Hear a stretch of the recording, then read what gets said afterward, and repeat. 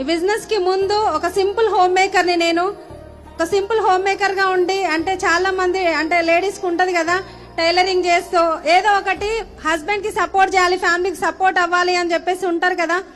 నేను కూడా అట్లే స్టార్ట్ చేసిన టైలరింగ్ చేస్తూ చిట్టీలు రన్ చేస్తూ తర్వాత ఏంటి అని అంటే డ్వాక్రా గ్రూప్ లో బుక్స్ రాస్తూ ఏదో ఒక రకంగా డబ్బు సంపాదించాలి శారీస్ బిజినెస్ చేస్తూ అన్ని చేసుకుంటూ వెళ్ళినా నేను అనుకున్నంత అయితే ఇన్కమ్ అయితే రాలేదు.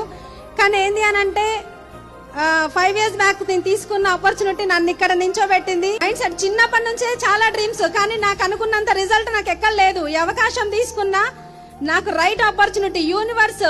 నేను ఎక్కువ నమ్మేది ఏంటి అని అంటే చిన్నప్పటి నుంచి నా లైఫ్ ఇది కాదు అని చెప్పేసి బ్రతికినా, కానీ నేను అనుకున్నట్టుగా నేను దానికంటే ఎక్కువ నేను లైఫ్ ని ఇలా ఈ విధంగా లీడ్ చేస్తున్నా.